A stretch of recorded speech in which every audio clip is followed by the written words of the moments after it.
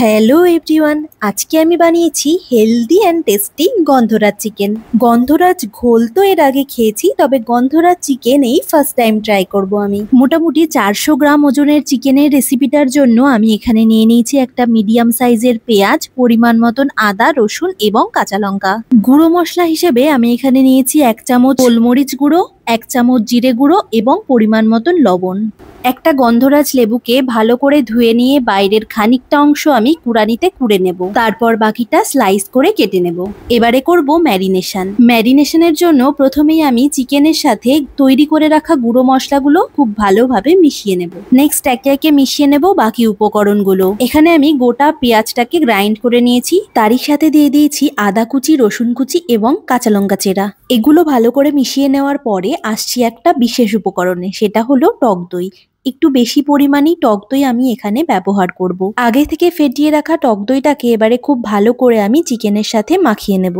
আচ্ছা, এখানে বলে রাখি, ম্যারিনেশনের সময় আমি কোনো তেল ব্যবহার করিনি এবং পুরো রান্নাটাতে আমি কোনো হলুদ ব্যবহার করিনি। আর হ্যাঁ, লেবুর খোসার কুড়ানো অংশটা আমি ম্যারিনেশনেই অ্যাড করেছি। আধ ঘন্টা মতো ম্যারিনেট করে ঢেকে রাখার পরে আমি এবার রান্নাটা শুরু করব। প্রথমেই বলেছি এটা একটা হেলদি রেসিপি, তাই আমি খুব সামান্য পরিমাণে সরষের তেল এখানে ব্যবহার করেছি। তেল গরম হয়ে এলে তাতে ফোড়ন দিয়েছি শুকনো লঙ্কা এবং গোটা গরম মশলা। এবারে ম্যারিনেট করা মাংসটাকে কড়াইতে দিয়ে দেব। মাংসটা কড়াইতে দেওয়ার পরে লো টু মিডিয়াম ফ্লেমে ঢাকা দিয়ে মাংসটাকে খুব ভালো করে কষিয়ে নিতে হবে। মাংস কষা শুরু হলে টক দই দেওয়ার কারণে এর থেকে জল ছাড়তে শুরু করবে। ঠিক সেই সময়েই খুব সামান্য পরিমাণেই মশলা ধোয়া জলটা আমি এর সাথে অ্যাড করলাম। তারপর আবারও ঢাকা দিয়ে মিডিয়াম ফ্লেমে কষতে দিলাম।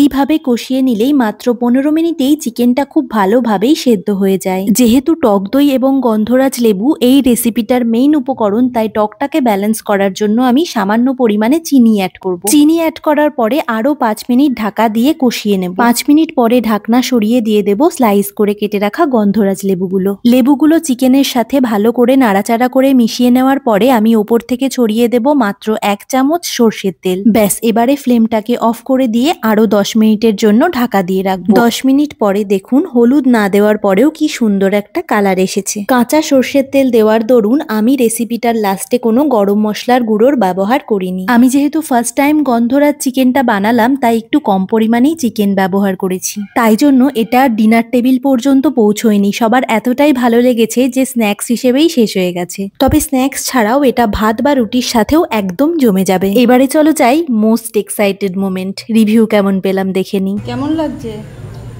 দারুণ টেস্টি আছে? কেমন হয়েছে?